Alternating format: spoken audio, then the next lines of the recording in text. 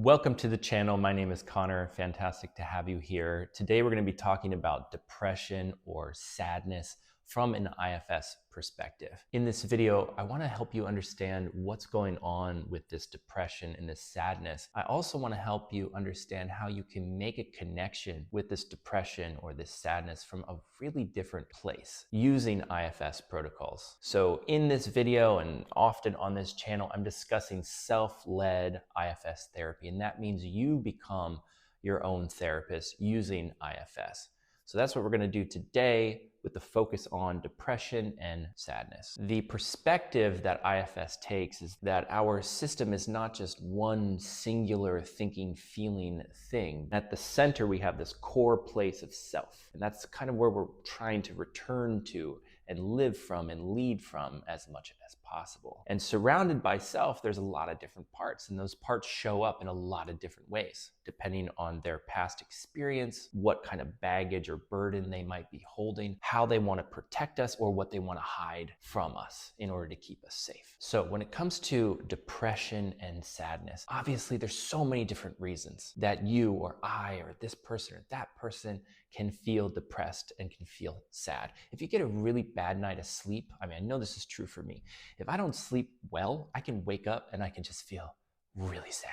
But there's lots of other physiological reasons that we may be experiencing sadness and depression. So in this video, this is not to dismiss physiological influence, physical reasons that we may be a little more depressed or sad today or in general. But it is to offer a different and maybe a new perspective for you to feel empowered, to engage with, and to understand this depression and this sadness perhaps in a brand new way that can both empower you and your system, but also maybe help that depression and the sadness relax. So in IFS, we would see depression or sadness as a part. So we have a depressed part or we have a sad part. And perhaps this part is just here today. It's here because you didn't get the good sleep, or it's here because something painful happened in an interpersonal relationship. There's an external influence that has stimulated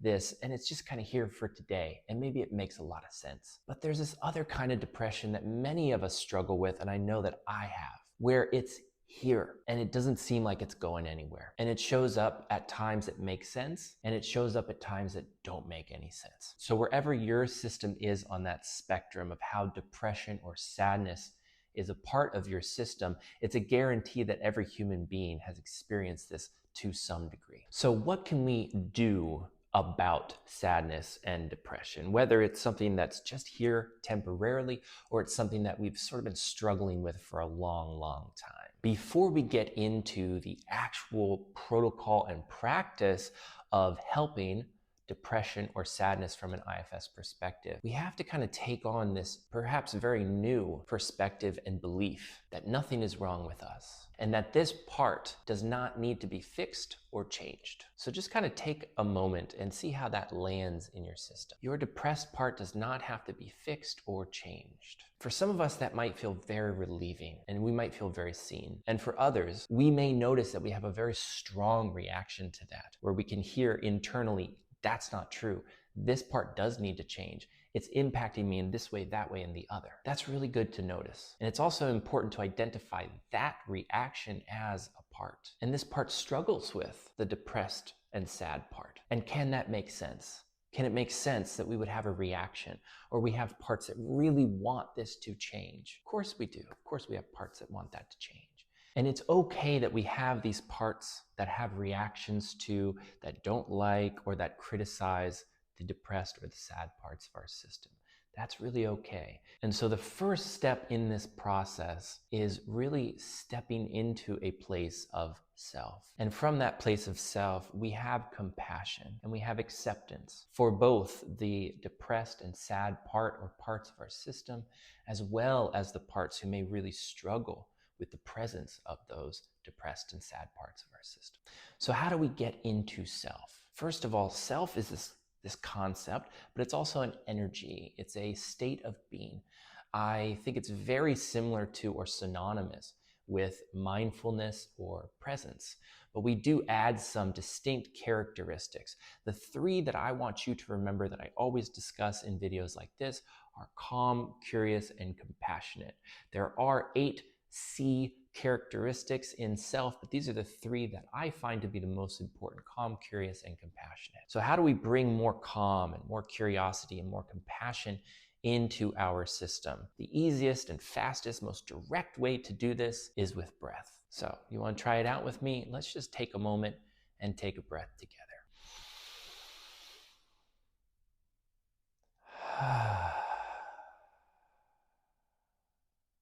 Breath is an incredible and powerful tool that helps us engage somatically. It allows us to slow down, and it brings more self-energy forward. So if you're brand new to IFS, it's okay if you really don't understand what self-energy feels like, or if it feels a little confusing to view your system as these different parts. I recommend you just give it a little time, let it land. Complete this video, watch another one, sleep on it, come back to it the next day. Most people find that IFS, the perspective of IFS, is incredibly impactful and effective. And sometimes it just takes a little time to understand the language and thinking about your system in this new way. We're just looking to bring self-energy in. Self-energy is going to be the first step in getting closer to and potentially healing depressed or sad parts. So let's take that breath to activate some self-energy.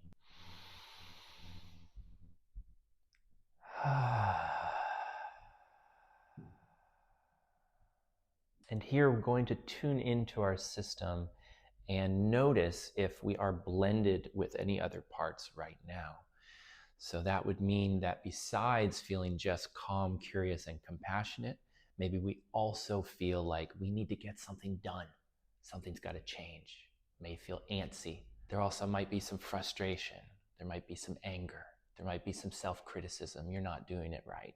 Where is self-energy? I can't feel it enough. There might just be a nervousness or something uncomfortable in you. So whatever it is that you notice, you are asking your system to unblend a little bit. You're asking self to move forward a little bit more. And so we're just closing our eyes. We're tuning into the presence of other parts. We're asking if they are blended with self. We're asking, can you give me a little bit of space so that I can lead? You don't have to go away. Just need to separate from self a little bit so that I can lead. Once you've been able to unblend and you bring self forward, you feel pretty stationary in self. You can then begin to locate where this depression or this sadness part is showing up. I really like using the body for things like this, but not everyone is somatically engaged in the same way. So if you don't really notice it in your body right away, that's okay. You can look for the energy, you can look for a visual, you can look for a feeling. But I like to focus on the body first. So you're noticing, where in my body is this depressed part? Where in my body is this sadness located?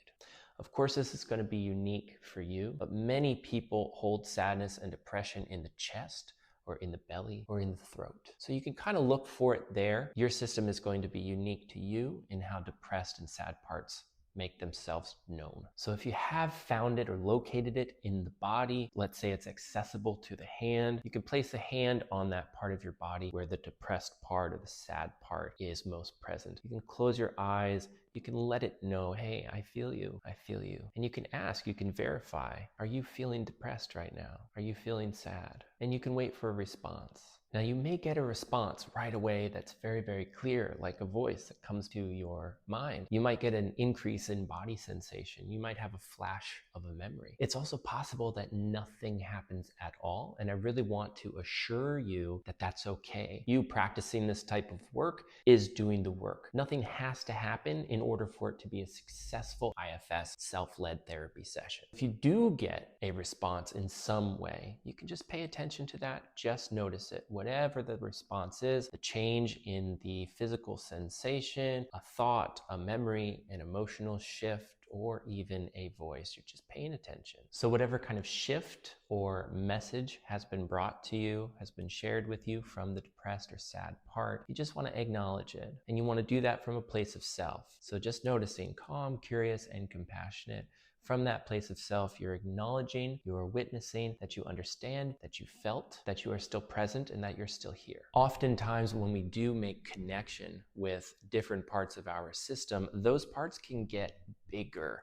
And sometimes in making the connection with a depressed or a sad part, we can start feeling kind of overwhelmed by the sensation or the feeling of depression or sadness. That's really okay, and it's quite common. So this is a good place to check in with yourself. Am I blended with this depressed or sad part? In other words, does this depression and this sadness feel like it is the entirety of me? Or can I access self and identify that a part of me is sad and depressed? If it's starting to feel like it's the entirety of you, you want to take this time to unblend again. And so you're closing your eyes, you're maintaining physical contact. If indeed you are able to access that, you're letting this depressed or sad part know that you feel it, you hear it, you're witnessing it. And then you are also going to ask if it would mind separating from you so that you can better be with it. It's difficult to fully be with you when I feel so blended with you.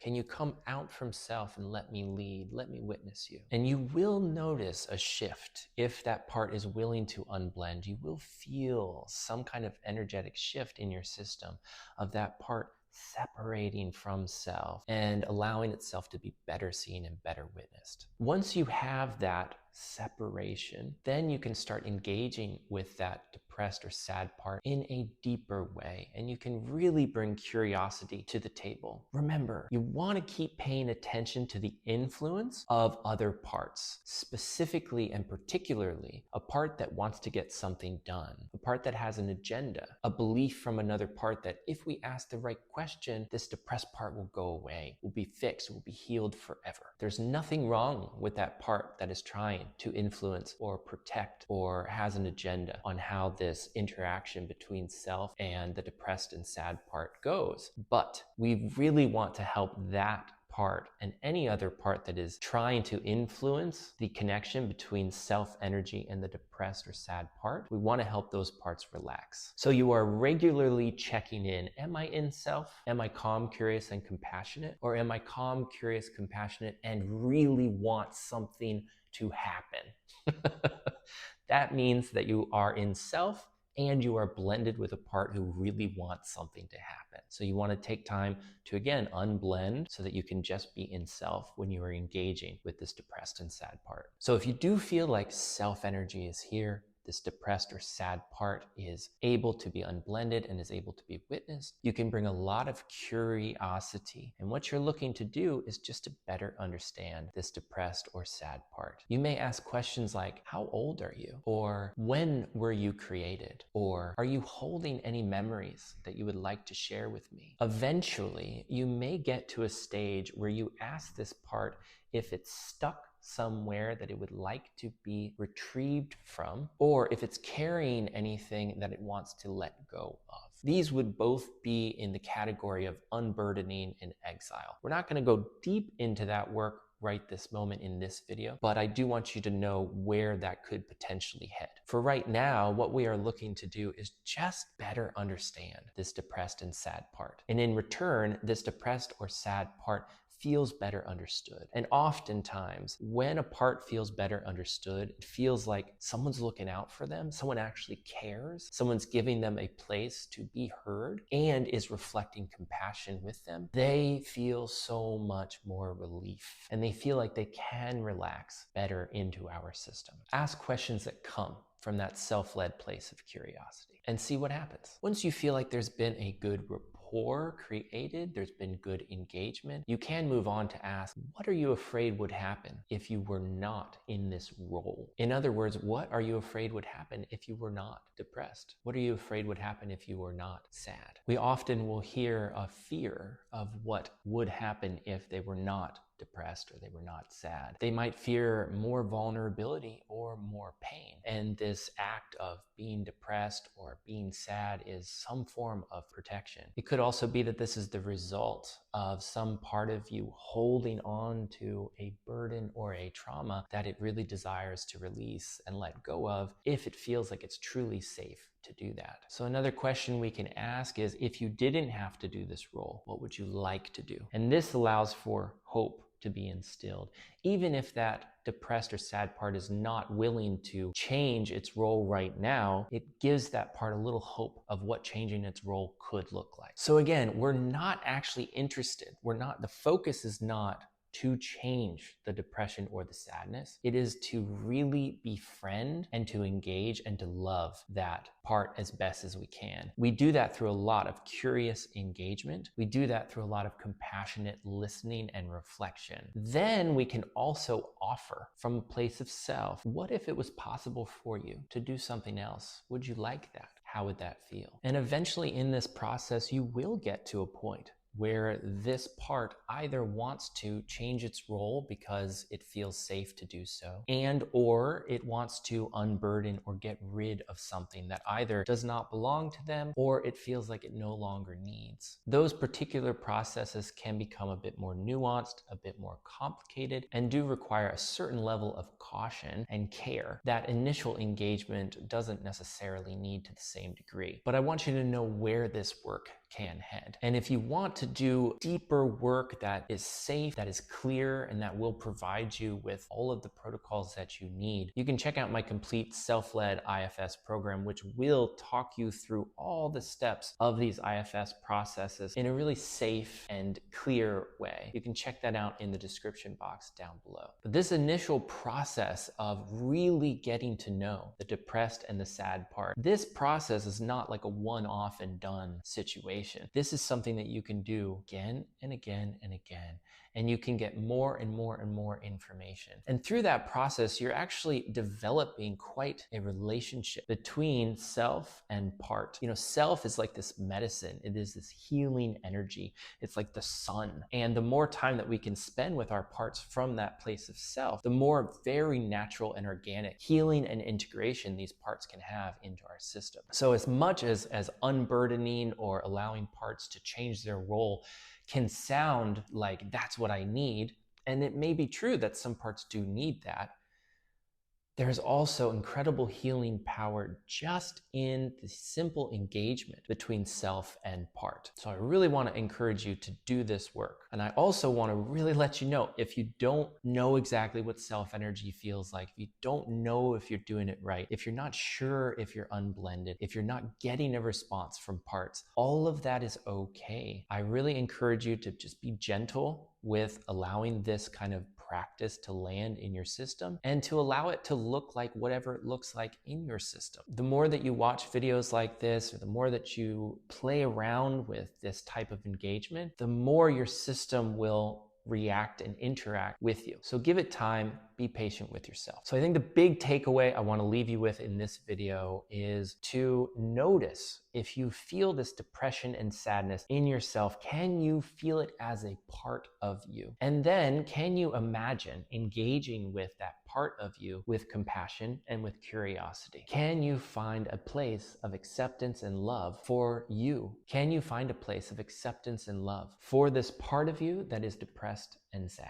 Is that possible? And if it is possible, how would that feel for you? What kind of change could that bring into your life? This is probably one of those videos that you need to watch a few times to do this type of protocol, and I really do encourage you to do that. It's also a great video to share your comments on your experience and your reflections. Did you try these protocols out? What worked for you? What didn't? Share your experience. It's really helpful for everyone to get that. And as always, I very much appreciate you being here. I appreciate you trying this workout for yourself. Take care of yourself and your parts, and I look forward to seeing you at the next one.